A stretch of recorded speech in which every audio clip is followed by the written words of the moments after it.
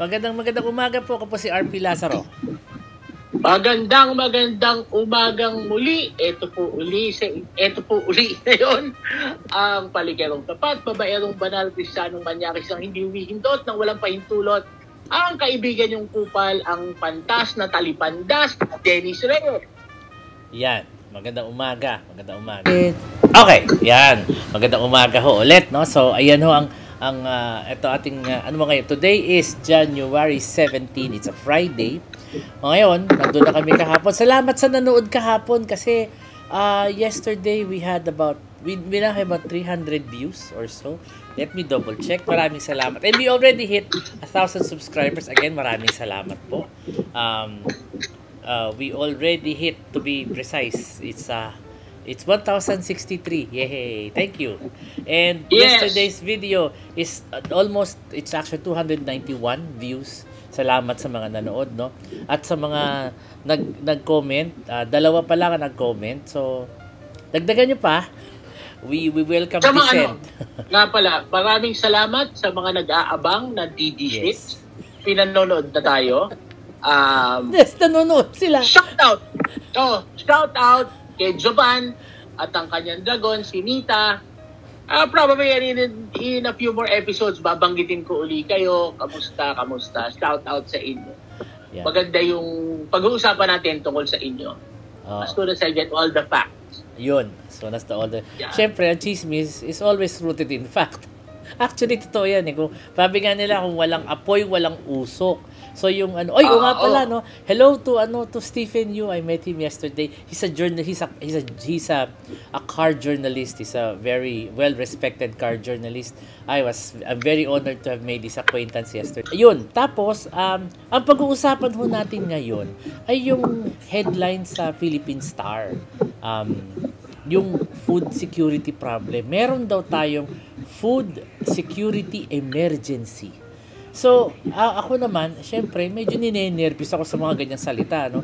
Pag sinabing food security, edi parang, sa bagay, meron ba tayong food security sa Pilipinas? Yun ang tanong. Well, parang wala eh.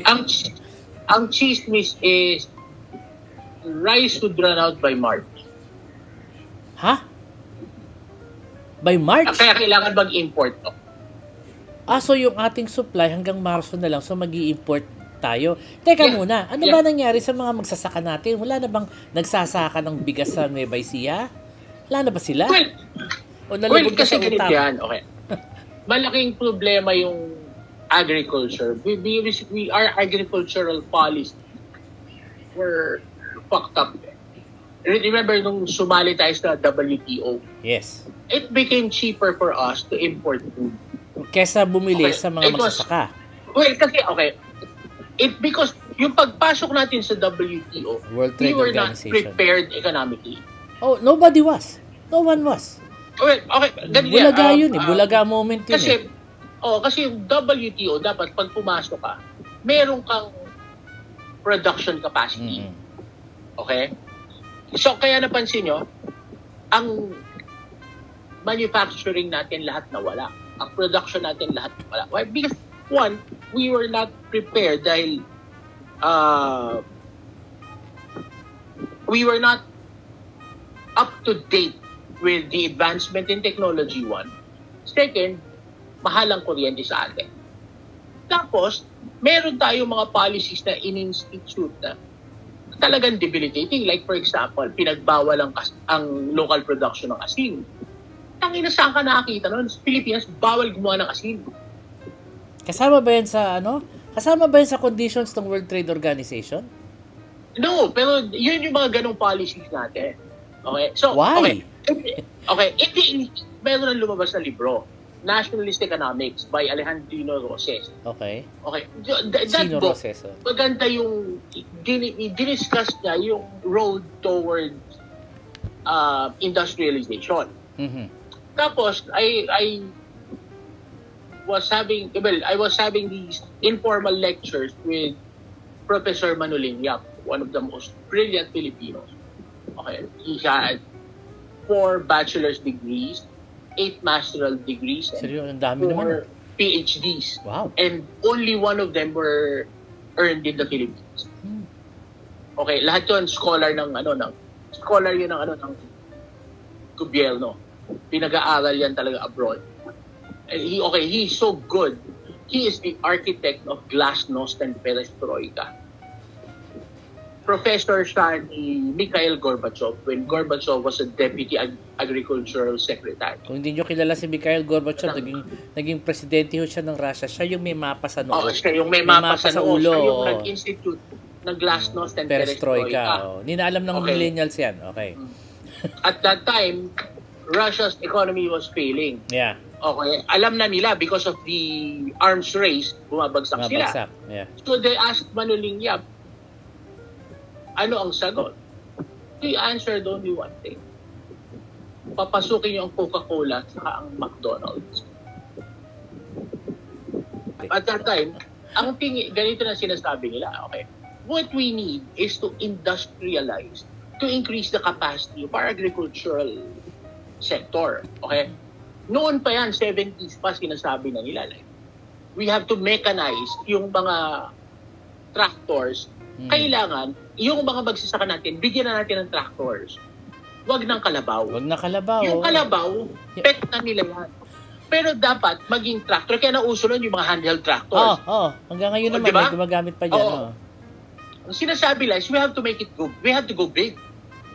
Okay, we have to concentrate yung mga magsasaka natin, we have to organize them into cooperatives. So, malalaki yung sinasaka nila. So, kasi uso sa atin, isang magsasaka, merong 1 hanggang 5 hektarya para buhayin ng pamilya niya. Okay. What if we organize them into huge tracts of land, turn them into cooperative corporations? Okay, so it has to be run like a corporation. So kung 100 pamilya, magiging 500 hektarya yun. Mas maganda ngayon, isaka ang 500 hektarya. Why? Because you would be able to use bigger tractors. Kaya mong tirahin ngayon yan. Ang bili mo ng binhi, saka ng abono. Pataba, abono, will be much cheaper kasi nag-wholesale na. Wholesale marami. Diba? Hindi tingi. Wholesale na. Okay? So, we have to convert them into corporations. Ang nagiging problema, ang nagiging corporation is yung big, yung mga malalaking kumpanya, yung malalaking may-ari. Of course, they will always step in. So, anong nangyayari? Nadi-displace ulit yung mga tao, yung magsasaka. Instead of converting them into middle class, yung magsasaka, because they're displaced early on, sila yung nagiging poorest of the poor. Kasi nawawala sa kanila yung production cost.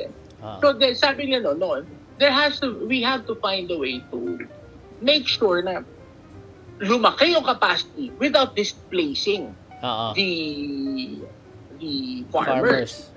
Okay, so the problem lang with the solutions that we're coming up, it's either too extreme. Both extreme sides. It's either extreme, nandun tayo sa mga kaliwa na tangina, pagsasama-samahin yun, hindi naman natututong kumita yung mga tao. Kasi ang production capacity becomes state-owned, yung ganon. Or, the production capacity magiging capitalist-intensive. So, yung malalaking negosyante. Magiging...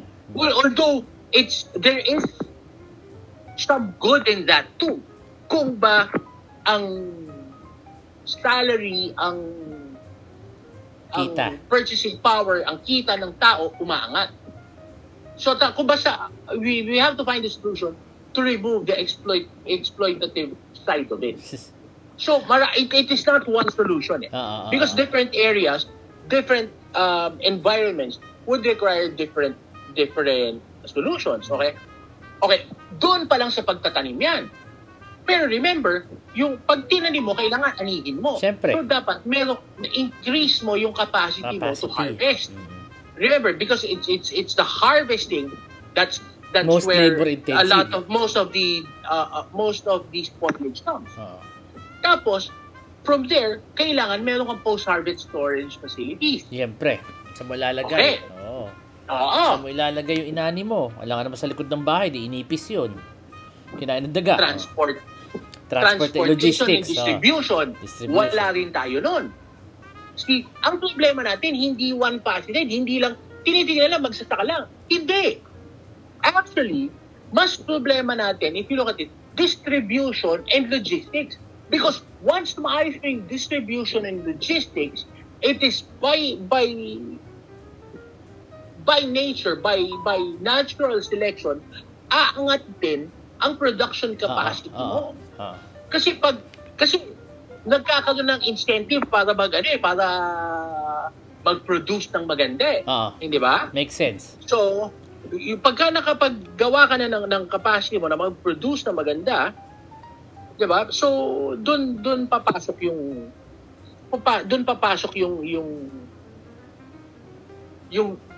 eventual development. Naalala mo nung... If mag-distribute mo yung produkto na maayos, more people will put investment. Because ang kailangan din natin is tumaas ang investment. Yeah, naalala mo yung panahon that everybody was talking, the government was talking left and right about ang mga buzzwords sila known as farm to market roads. Lagi nilang paulit-ulit yung mga ganong salita na yan. Ano ba nangyari doon sa mga... Wala naman nangyari doon Ay, di maraming natayong ganon. Marami ba talaga? Sa probinsya? Oo. Kaya lang naging farm to me road. Yun lang. Parang Bilyal, di ba? Bilyal City, farm to me road. Farm to me road. Putang ina, puro ganon. Pagdating dun sa probinsya, tang ina puro papunta sa bahay ni Kong. O kaya ni Kong. O ni Mayol. Farm to me road. Hindi farm to market Hindi farm to me road. Pero actually, GMA's time, maraming nagawang farm to market. Kasi yun ang ginawa noon was, yung proceeds from the Marcos ill-gotten wealth case na tinurn over sa government, imbes na i-distribute diretso to the victims, ginamit sa development ng farm to market road. You have to give it to GMA. She constructed the most roads of all the presidents. Well, ako I've always had, kasi, an admiration for GMA. Gumagawa ng kalsada noon, hindi lang DPWH. Pati DAR. Dati ang farm to market road under ng DAR. Oh, I didn't know that. Kasi si DAR ang nakakaalam kung sino ang beneficiary na kailangan ng kalsada. So pagka binigyan mo ng lupang isasaka, dapat bigyan mo din ng kakayahan para madala nila yung produkto nila papuntang merkado. Tama naman. Makes perfect sense. At that point, ang kinulang tayo is yung logistics facilities. Kasi gumawa ako ng program noon to come up with logistics facilities. Yung post-harvest facility. Yung para hindi nabubulok. Ang palay. Parang FTI pero marami. Dennis, matanong lang just to be clear with sa mga nakikinig, no. When you said gumawa ka ng drug study or proposal, in what capacity mo siya ginawa? As a consultant. You were a consultant okay, yung project na yon, okay, I was the president of a foundation and we were partnering with PMS. Presidential Management Staff? Ayun. Ang pondo galing PMS. Ayan. Tapos, buti na yung malinaw. Okay, may nagtatanong sa akin kung naging congressman ka daw ba. Sabi ko, tanungin mo siya. Sabi ko, hindi ko, wala akong alam na naging congressman siya. Can you imagine maging congressman ako? Puta, gano'ng kagulo kongreso noon pagka pinagtungtong nila ako noon. Ako, baka ma-riding in tandem ka na mas maaga. Gano'ng karaming away ang papasukin natin noon. Tapos, ano ka pa sa Quadcom? Wala na talagang baka may... Baka biglang lumakas si Duterte, sinampal ka talaga. Putang ina yan. Kasi, isipin mo, puta, kung ako nandun sa Quadcom, puta, merong isang gago ng tawag sa kanya, Rodrigo, hindi Mr. President. Diba? Ay, putang ina mo, Rodrigo. Sumagot ka na maayos. At yari tayo dyan. Bigla nag-off the air ang RTBM. Siya palagi akong pinagagalitan ng chairman. Honorable Mr. Reyes. The gentleman from Makati, you are held in The contempt. gentleman of Makati, can you please hold on your temper? Buti nga kung ganyan, di ba sabihin, you are held in contempt. Ikaw na makulong. Miyembro ng Congress, puta, kinokontempt na puta. That would be a first. Anyway, so ngayon, yung hirit ni Rodrigo ron na pipilma ako pero sasampalin ko muna to. Oh. Puta, ako tatayo nun. Eto na. Puking niya, sasama na ako. Sabi ni... Ko na yung sampal. Pero puking niya, pag hindi mo pinilmahan niya, bagbariling kita, puking kita ka. Diba? Sinabi nga ni Trillians, oli ka na, sampalin mo na ako. Sabi. Diba? Sampalin mo na ako. Puking mo, pero pagkatapos yung sampalin, hindi mo pinilmahan, bagbariling kita. Puta, mamumroblema kayo ngayon kung sino magmamana ng perang tinatago mo. Puking na ka. Dinedir siya, di rin niya tinuloy eh. Ngayon, nabanggit na. Yung puking nilang yun. Atras siya eh. Atras din siya eh. Ilang beses na patunayan yan, puta. Hindi biro yung kwentong yun, yung kay Walden Carbonell. Kasi covered ng media yun. Nagtago. Yun. Umalis sa likod. Hinamo niya ng duelo. Hindi, puta, hinamo niya ng duelo sa plaza. Mariusep. Tanginang 2 oras na panis yung laway ng mama. Namuti yung matakaantay walang dumating ng Rodrigo. Kinginang yan.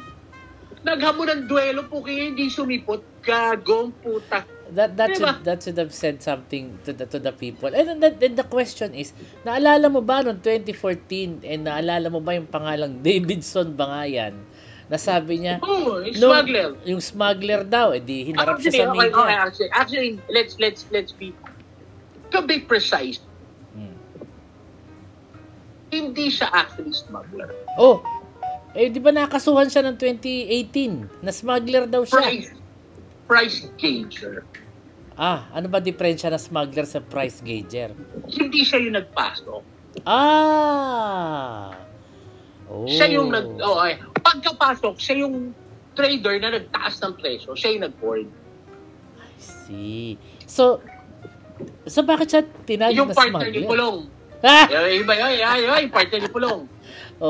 Puta Pulong, when I was with Pasok, si puta notorious yan. Tangina, pinagtatawanan nga namin yan, puki, tinitira yung ukay-ukay.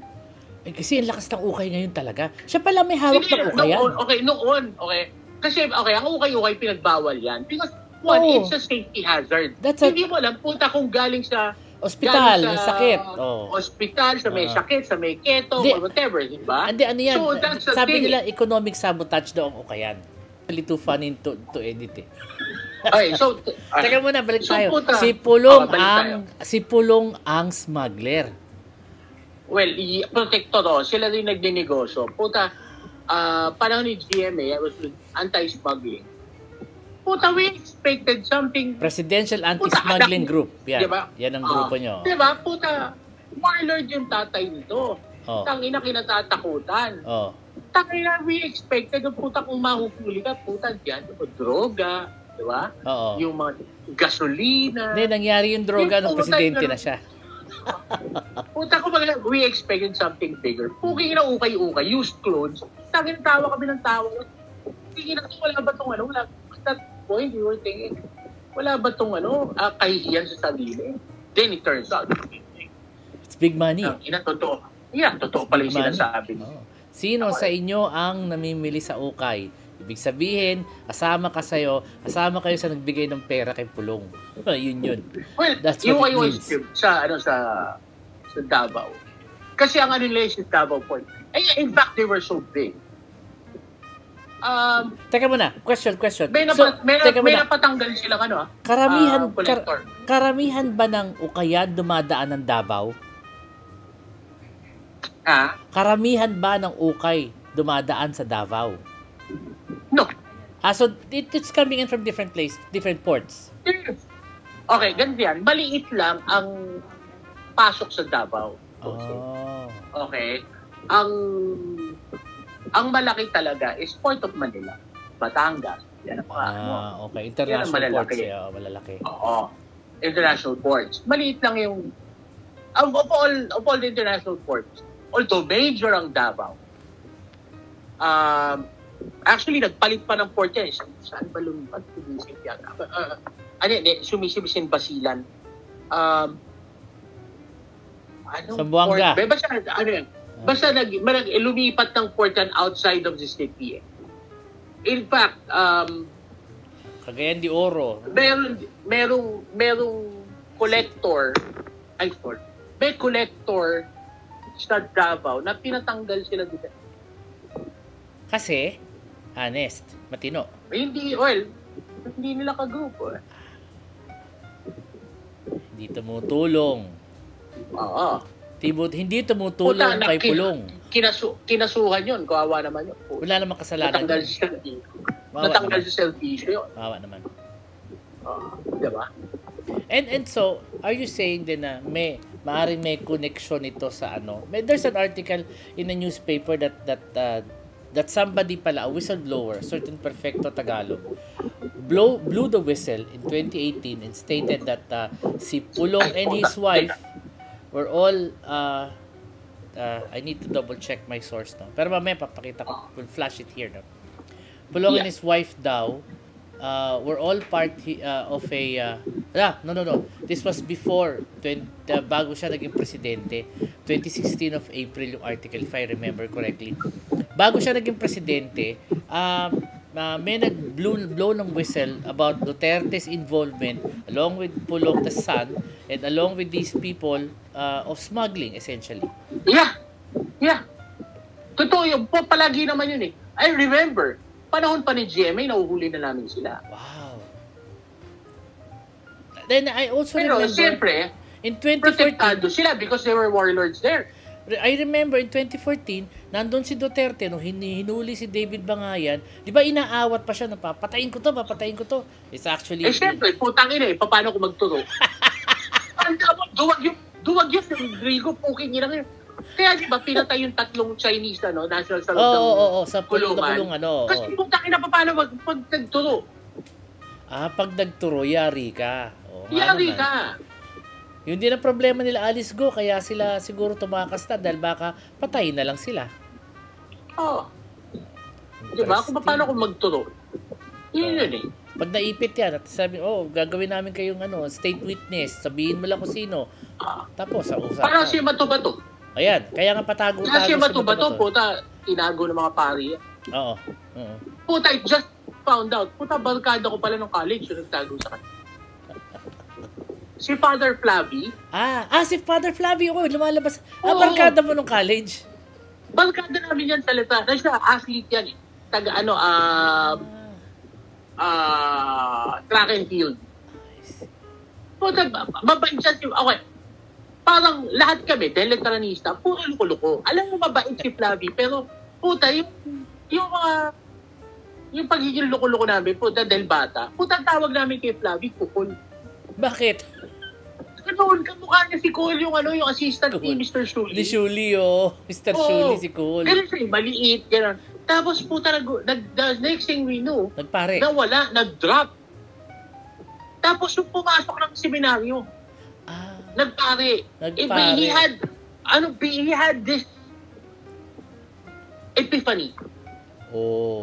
He woke up one day and said, tinatawag ako ng Diyos. Parang ganon. Pinagtatawanan pa namin eh. Dahil si Flavie nagpare. Ngayon tumanda kami, puta kami naiinggit na ang galing ni Flavie. Sinundan niya yung epiphany niya. Sinunod niya. Ngayon, matatanda na kami. Ang tingin namin kay Flavie, he was one of the brave ones, one of the lucky ones. One of the lucky ones. That's what age teaches us. Noon, putang ina, tangina mo nagpare ang puta. Ngayon, puta, ang galing niya, lakas ng loob. Hindi basta pare. At saka bayani si Flavie. Bayani, lumalaban. Lumandun siya. Pwede siyang... Puta, nakita kami yun. Yung sinusubukan pa siyang siraan ni Bato. Kasi totoo yung putang ina. Kami magkakasama magdamo eh. Tangina, naglalakad kami sa pagdadakit sa Mos at papasahan kami ng damo eh. Puta sa literal, ganun ka okay. Puta, isipin mo, gano'n katapang si Flavie. Sinabuti din yung diretso yun. And also is, that being said na, there's a network of smugglers, nandyan sila and all of that, and the drugs are definitely part of it, no? Yes. Kasi okay, yung kwento kasi ng drugs, okay. Yung magnetic Before lifter Duterte. story, yung mga ganyan. Okay, before Duterte, most of the drugs were being manufactured in. Ha? Dito? Dito. We had that capacity. Why? Okay. Nakagawa tayong Because drugs, bigas, hindi. Putang ina, madaling gumawa ng shabu. Ha? Talaga? Okay, look for the old episode ng ano to yung Magandang Gabi Bayan ni Ako medyo ni Kabayan. Canoli. Okay? They were able to film paano ginagawa ang shabu. Puta, may napuntahan sila, pumayag, isang shabu plant somewhere dyan sa may Central Luzon, sa gitna ng bundok. Putang kailangan lang nila, talyasi. Talyasi. Saka mga maraming screen na silk screen para maging filter. Okay. Tapos ang kailangan doon, tabi ng babuyan. Bakit babuyan? Para maano yung amoy? Mabask yung smell. Turns out, kaya mo pinagbawal na ang acetone. Because acetone is an important component to make shabu. Puta, isipin mo, ang component na shabu, nabibili mo lang sa kahit na sa butika. Sa Hortaleza, marami nun. That's why acetone was banned. Madaling gumawa ng shabu. So, before Duterte, 14K, yung mga Chinese yung sindikato, dito na ginagawa. Nung panahon ni Pinoy, it went apeshit. Kasi, ang pumasok na, pati sinulowa. Nakailam na sila, mga Meksikano. Puta, pumasok na sa atin noon. Kaya noon, ang mga droga, hindi na uso shabu. Ano? Coca, Coke, ecstasy, ketamines, cocktails. Yung mga party drugs na. Because the Mexicans were bringing it in. Okay, at that point kasi, ang Pilipinas, transshipment point. Dito ibabagsak, dito kukunin, i-distribute worldwide. So, yung mga binibentang drugs dito at that point were were spillovers. Okay? Spillover.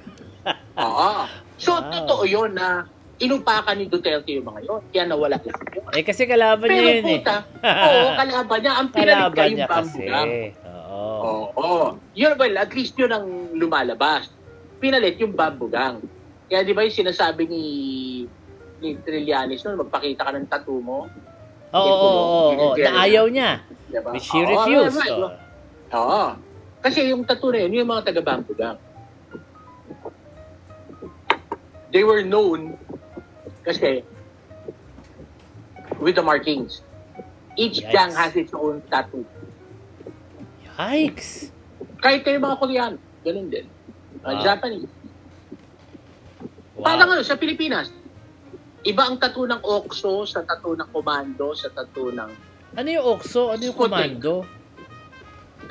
Puro yan. Puro mga yung Batang City Jail, Bahala na Gang, Komando, Sige-Sige, OXO. Yan yung mga gang sa loob ng preso. Ng kulungan. May kanya-kanyang tatak. Like ang Komando, may musang. The bigger the cat, the higher yung... Anyway, going into the food security thing, no, in 2014, di ba, nagkunwa-kunwari siya na papatayin doon yung Simbangayan para sa bayan. Kasi daw, wag kang mag-smuggle sa Davao kundi papatayin kita. Nabi niya yun. Nasa dyaryo yun. Nakatalikod ba si Bangayan? Okay, that's the thing. Siyempre nga naman, magagalit siya. Huwag ka mag-smuggle sa Davao. Tangay na, papasukin pa teritoryo na.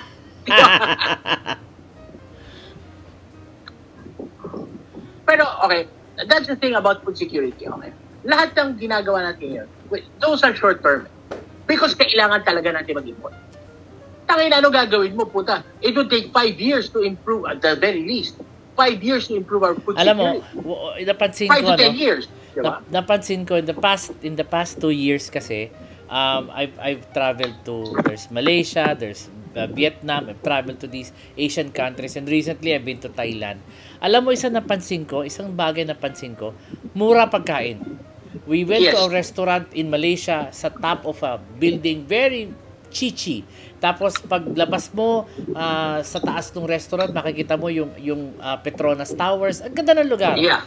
And the bill arrived. Nung kumain kami, syempre order kami. The usual naman na makakabusog at hindi naman kami nagtipid ba. At syempre turista, pinaghandaan namin yan.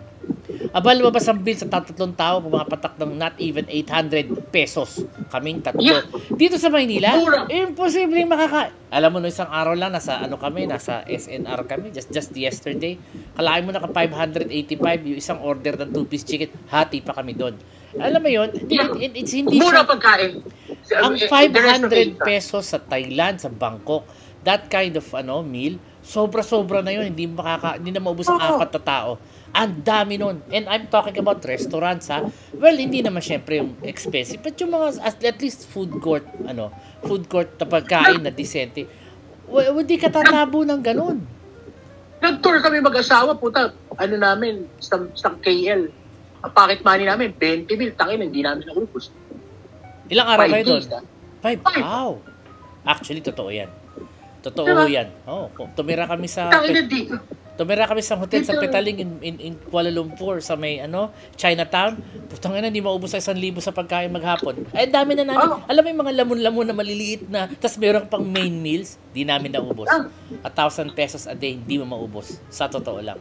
Yan ang food security. Yan ang food security. It's And the quality of the food and the quality of Yes. the is high quality. In Bangkok last December nandun ako. Bumili kami ng ubas na may dumaan truck, hinabol lang ni Beck yung truck. Tapos ang lalaki ng ubas. Nagulat, napakatamis, and mind you, Alam mo, walang 300 piso. Sa totoo Isang lang. policy sa Thailand, bilib na bilib ako. Okay. Butas! Kahit ano kainin mo, buto. Oh. Ini-encourage na yung buto, ibabalot mo sa papel, sa dyaryo o sa paper bag, tapos itakpon mo sa kalsada, itapon mo sa lupa. Yun lang sinasabi nila, tapon mo lang sa lupa, Yun lang, okay na. itapon mo sa lupa. But the thing is, okay, because it's wrapped in paper, pag nabasa, it will germinate. Tapos, one way or the other, basta isa doon, yung mga punong ganon, yung buto na tinapon mo, mag-germinate yan, tutubo yan. Siyempre. Diba? Kaya, ini-encourage na, kahit saan sa Thailand, basta itapon mo sa lupa. Alam mo, And eventually, some it would grow. Ang prutas mo sa kalsada, libre. Alam mo, ang hindi ko maintindihan pati, is that bakit ang prutas sa Thailand napakatamis. Alam mo, I've been to Singapore at hindi ganun katamis. In Malaysia, hindi ganun kasarap ang ubas. Pero sa Thailand, and even in Vietnam, hindi ganun katamis. Pero Bangkok talaga, for the life of me, para silang mga pinakuluan sa asukal. Sa totoo lang, ang mangga nila, ibang klase. Matamis, pero hindi ko ibang type. klase. Yeah, pero hindi ko type. Di mo type? Ako, type Hindi, ko. kasi one-dimensional. Ha? Hindi. Pansin ko yan, Vietnam, Thailand, matatamis sila pero one-dimensional. Ibig sabihin, puro tamis. Puro tamis. Walang asin. Unlike yung sa, katulad natin na Archipelago Island, nag-aagaw ang tamis na kaasin, which makes the sweetness of it more textural. That's true. Kasi, dahil may asin siya, yes. Ang tense. Pangasinan mangga is like that, na may konting asin. Yeah. Pero ang ganda ng condition. Yun ang gusto ko na, yung intensity. Ako sa totoo lang, ako gusto ko puro tamis. Kahit ano. Ako si Wendell sa maasim. Ayoko kasi na maasim. Kahit yung buko nila. Manggang hilaw? Manggang hilaw, ang tamis. Tinisira ko yung manggang hilaw, walang asin, walang bago. Dito, hindi ko kaya yan pero yung manggang hilaw doon, kinakain ko, sarap, ang tamis. Bayabas na hindi ko kinakain dito kasi maanggo. Doon, ang tamis. Sabi ko, hindi mo pwedeng gawing sinigang to. Parang minatamis ang labas sa sinigang mo to kung bagamit mo yung bayabas nila. Sobrang tamis. And that's food security in all parts of the world. Okay. That's food security. Which we do not have. Well, because there are certain structures that we have to create. Economic structures that we have to create. Like yun yan. Well, that's one. That's one thing. Yun ang kailangan natin i-develop. That's Tapos one thing. Yung policies. More than anything yung policies. To encourage that. Ang sa akin lang naman, that's one thing to know that this is what we need. My question here is this, no? Sino may kasalanan? Ba't tayo nagkaganito? Again, we could all trace it to... Sino ang presidente? Okay. Okay, marami yan eh. It is not just one thing. Okay. Remember, ang naging problema natin sir, when the Marcos dictatorship instigated yung mga monopolies. Yes. Okay, ibinigay ang monopolies sa mga crony nila. Okay naman sana yun. Okay, because theoretically, a group of experts could jumpstart a whole industry on their own bago mo bibitawan. However, it's the wrong people. Puta, none of them actually knew anything. The industry. Yeah. Diba? Like, meron tayong Radio Wells? Meron na sa atin Phelps Dodge, nasa na American Wires and Cable. Yeah. Nasa atin ng Texas Northern Instruments, versus here. We had Texas Instruments, we had Ford, Yeah. we have everything. From their American experts and Filipino-American experts, puta, sini-question yun, binigay sa mga crony. Which, know nothing of the trouble. Ang alam lang nila, putang ina. Pampayaman. Kikita ako dito, ginahasa. Okay? Iyaman ako. The sugar industry. Diba? Benedicto. Yeah. Kay Benedicto, binigay. Tinakas ang pera. From being the biggest sugar producer in the world, Negros was put into famine. Puta, literally famine. You could find that yung pictures, yung mga batang payat na lalaki ng tiyan dahil sa gutom, sa famine. Puta, yung nakikita mo lang nangyayari sa Africa. Puta, nangyayari sa Negros yan. Oo, di ba? Sabi nga nila, si Benedicto daw, tinakbo yung pera. Yung mga gano'n, Philcoa, the coconut industry was coconut industry, yeah. So, okay. See, the thing, okay. And the thing is, nung supposedly, EDSA should have freed us from that. What EDSA did was, okay, it should have given us a brand new start. Sana. The problem was, we didn't have enough technocrats to solve those problems. Technocrats. We didn't know what to do. To this day, don't we have too many of them already? Tapos, pumasok na yung, although maganda at the start, okay, you could see, yung pagpasok nila Cory, because of Cory's, because of the break na yung hold ng dictatorship, at the latter part of the Cory administration, nagsimula na yung magandang pasok na economy. And the thing is, it was FBR who a minority president who reaped the rewards. Yeah. Okay? Maganda ang ekonomiya under FBR. Oh. However, pumasok tayo sa WTO. Ayan. Nung pumasok tayo sa WTO, our economy was too young to enter the WTO.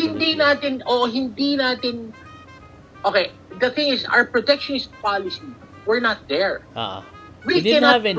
Because tinanggal ang protection, there was no protection left for the infantile industry. Yes. Diba noon, meron tayo, garments natin malakas. Pero let's face it, ang garments natin puro backyard. Oo nga, sa Bulacan dati maraming gano'n. Ang daming kumita sa Bulacan, Subcon. Taguig, diba? Pateros, Pampanga. Kahit saan, diba? Marami yan. Pero puro maliit backyard industry. Puro outsource. Subcon sila dati. I remember. Subcon. Puta, pumasok. Mas murang Bangladesh. Patay. Lumipat lahat sa Bangladesh. That's a problem with the WTO. We could not protect them. Yeah. Because bawal.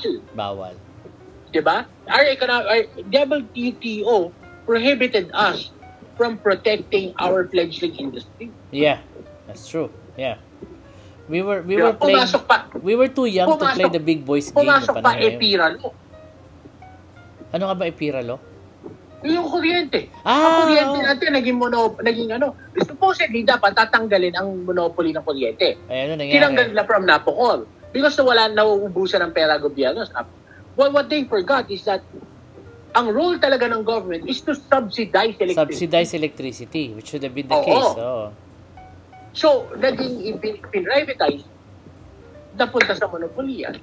nagmahal ang kuryente ng Pilipinas. Pinakamahal sa buong Southeast Asia po ang kuryente sa Pilipinas. Tayo And there tinuturing. Actually, yung kuryente In ko, fact, mahal pa sa kuryente ng boss ko na nasa US na may heater. Sabi nga niya sa akin, In fact, he doesn't pay that much daw. there are provinces in the Philippines na ang kuryente kasing mahal ng West Africa. And West Africa is more expensive. And maraming lugar sa Pilipinas na wala pa rin kuryente. Totoo yan. Yeah. Sa Iloilo lang, mas mahal ang kuryente ito kaysa sa Maynila eh. I know for a fact. Diba, may mga strangleholds. Mm-hmm. So, all of these have to be... Saka maraming political interest. Yeah. So, if you look at it, masyadong maraming maliliit na bagay that actually contributed to bakit tayo walang food security. Nagko-compound to bakit yan ang problema natin. Ngayon, bilang mamamayan, sa tingin mo, sa opinion mo, ako sa tingin ko, siguro sa akin lang, me being the naive one in this discussion, siguro baka if we elect the right leaders, baka naman, although matagal na proseso siya, hindi naman yan agad-agad eh. Okay, ang problema natin, ito pa rin yan about the leaders. May nagsabi, and I tend to agree with, our problem really was that yung idealistic leaders natin, kasi ang natural progression dapat is, yung young leaders mo, yung mga idealistic, tumatanda, dahil labuo ang values nila na idealistic, pag tumanda sila, they get to temper their predecessors. So, okay. So, kumbaga, may natural pull and pull between abuses sa yung service nila. Makes sense. Kaya lang, martial law. Nung pinahuli at pinapatay yung mga young leaders natin, yung mga student leaders. Na marami ho yan, ha? One whole generation na wala. Yeah. Dahil yung one generation na yan, that's supposed to be inspiring the next generation to be more better than the previous. Idealistic. Diba? Nawala. Yung mga sumunod na generation, ang natutunan nila, corruption. Kasi natutunan nila na kapag hindi ka sumayaw sa tugtog, pwede kang dukutin at patayin. Ayun, matulad sa ate ko. Diba? And you need to dance to the music in order to survive. In order to prosper. Yes. Diba? Kaya pansinin mo, ang dami natin reklamo sa mga young leaders natin. Sino? Sila Cayetano, sila Escudero. Okay? Kasi tanda mo, namatay yung mga panahon nila Edzop. Nila Edgar Hobson, nila Evelio Javier. Evelio Javier. Diba? Yan yung generation yan eh. There is one generational gap among our leaders. And there is one theory that says, yun ang talagang mabigat na problema natin. So therefore, kailangan mag-develop muna tayo ng young leaders from the age of 10 to 12 to be totally idealistic. Napakatagal kasi sila ngayon ang magtuturo sa susunod na generation. Now, who's gonna teach them? Because we cannot expect them to learn it from the generation previous to them. Because ibang values ng previous generation eh. So it has to be the older generation. Sino yun? Sino ang dito sa Longga? Patay na yun eh. Naubos na rin. Precisely. See? Can you see the genealogical problems we have regarding values? Now, kung wala na sila, shouldn't be up to us na nakaabot sa generation nila ang magturo sa mga bata ngayon. The problem with our generation is tangina masyado maingay yung mga DDC. Masyado sila maraming tanga eh. Maraming mangmang. Maraming distractions. Because again, maraming distractions, tapos nawalan tayo ng yung educational system kasi natin got fucked up. Diba? Kulang ako ng 2 taon ng senior high. Okay, ganito. Kailan nagsimula mag-aral ng Philippine history? Supposedly elementary pala na inuumpisahan. Tayo kailan? Nung nagsimula tayo, agaling panlipunan, grade 2. Diba? Ngayon, tangin na high school bago sila mag-aral. Can you see the generational gap? Na puta, ang kabataan mo, hindi na alam ang sarili nilang identity. Our children do not have yung identity of being a Filipino. What it means to be a patriot. To be a nationalist. Kaya marami ka, yung katulad yan, na kumakabi sa China. Because they have the values. They don't understand the value of being patriotic, being nationalist. Hindi mo na pwede sabihin sa food. Di ba? Kadiri kayo. Ano gawin natin? Papatayin natin lahat. And that's not a solution. No, it's not. Tangina, dating natin, Cambodia, Pol Pot. Ay, nako, Pol Pot. So, kailangan talaga education. Yeah, education. Totoo naman. And let's face it, tangina marami sa DDS, hindi nila kilala kung sino si Pol Pot.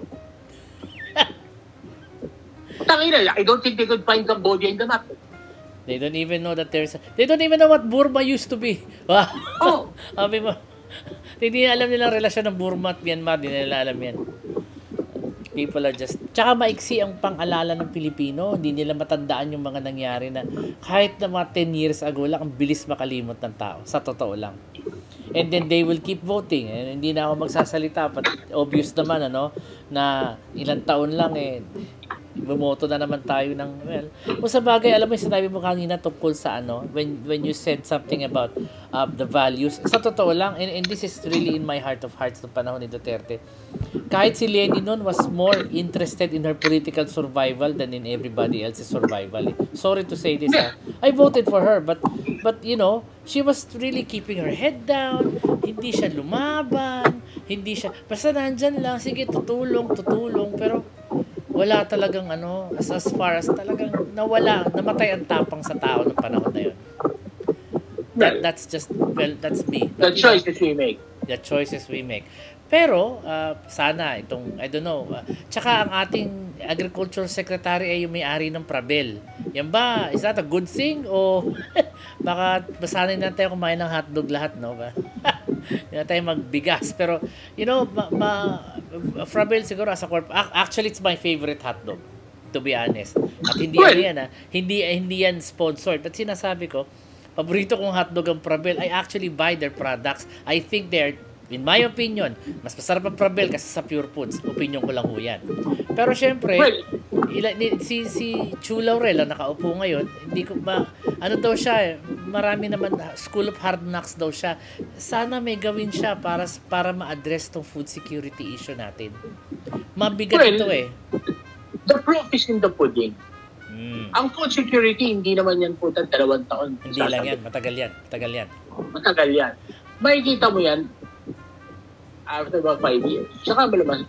And bakit mahalaga ang food security sa atin sa mga DDS at hindi DDS? Alam nyo, importante yan kasi siguro 70% ng sweldo mo doon na pupunta sa pagkain. Yung pagkain mo, yung pang-araw-araw mo, yung perang ginagastos mo sa araw-araw, pagpapasok ka sa opisina, yung bata na pumapasok sa eskwelahan, karamihan ng baon niya na pupunta sa pagkain. That you have to accept. Kasi yun ang totoo dyan. And if pagkain is magastos, edi syempre, anong saysay ng, babaunan ba bata ng 1.5 araw-araw? Hindi na humuang ka. Tsaka 50 million. Tsaka the thing is, kapag ka nauubos ang pera mo sa pagkain, there is no more space for you to improve. Yes. Kasi survival ka na lang. Survival, walang improvement, di mo na maiisip na mag-masters kaya ako. Hindi, pagkain muna. Saka na yan. Everything else. Alam mo yung Maslow's hierarchy of needs, nandun lang tayo sa baba because you're just trying to survive. Hindi ka makabili ng hindi ka makaayos ng mas magandang bahay, hindi ka makabili ng mas magandang damit. Totoo yan. Diba? You cannot invest in yourself. Yes. Marami ka hindi magawa kasi nando ka lang sa survival. And pag ang pagkain ay hindi na ganyan kamahal, I'm pretty sure the rest will follow. Magkakapera ka extra for better clothes, maybe a little extra for training courses na pwede mong mag-upskill ka ng trabaho mo. Malaking bagay siya. And tandaan nyo, ang kinukuha sa atin ng gobyerno sa mga sweldo ninyo, sa sweldo nating lahat, sa mga nangangamuhang katulad ko, napakalaki ho, umaabot ng halos 30%. So, bawat 100 pisong kinikita mo, yung 30 pesos kinukuha ng gobyerno. At saan napupunta? Ayan, tinatapon sa 6 na araw, naka 125 million. Or, ano ba yun? Nakakasama ng loob. Kaya sana matauhan naman kayo. Huwag na kayo bumuto ng mga ganyan. Wala ko sinabi ko sino pero alam niyo na yun. Ayun. And that is the story of how food security is very important. Kasi yung mga ganyan, yung mga smuggling, yung mga, ano yan ninanakawan ka under your nose, pinagnanakawan ka ng mga taong pinagkatiwalaan mo na sana pinoprotektahan yung interest mo. Wala kinukuha yung kita mo that's a huge problem. That's why we always have to vote smart. Kasi matagal na solusyon yan Di ba Dennis? Ikaw na nagsabi, 5 taon. Well, assuming that you're doing the right thing. Ako kasi, it has to go beyond leadership. Systemic kasi yan. Pero you have to have great selfless leaders. You have to start to have a systemic systemic institutional change. Kasi kailangan nandyan. Diba? Kailangan hindi siya napapalitan. Tapos dapat hindi mahalaga sa kanya ang pansariling asa ka pa may leader kasi na ganyan. Tinatanggap na niya na ang buhay niya ay para na sa bayan. Nako, mahirap yan. Wala nang bayani ngayon. May shortage tayo ng ganyan. Pero yun ang kailangan natin. Oo nga. Kailangan natin sana. Actually, somebody said na... Marami yan. Hindi lang nabibigyan ng tamang pansin, hindi nabibigyan ng break. Paano? Hindi membro ng dynasty. Walang pera, walang partido. Alam mo yun? Kanina lang, pinag-usapan natin si Father Flavio. Oo. Diba? Ibig sabihin, meron. Ibig sabihin, meron. It's up to us kung gusto natin ng ganun. Tayo din kung gusto lang mabuhay habang buhay, nakalabit pengita. Oo nga. Well, that is the problem. Ayun, natuo. Anyway, naubos na ho yung ating oras. Maraming salamat sa panonood. Medyo I'm leaving this podcast with a heavy heart kasi nga food security So tayo ba ay magpo-podcast ng weekend? Tingnan natin. Kasi medyo this weekend is it's a weekend. So 'di ba? So salamat Pag may bagong chismis ka mo. Pag may bago, which will always be, alam mo, sabi ko nga ang chismis sa gobyerno mabilis mapanis. Dapat pag meron, podcast na agad. Di ba?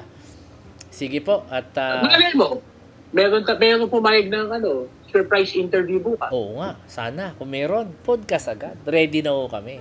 Ayan. Sa mga gusto magpa-interview. Papunta ako sa isang HQ bukas. May meeting ako sa isang HQ bukas. Good luck. Kailangan natin. Pagka pumayag, di ba? Di ba, baka swertihin. Who knows?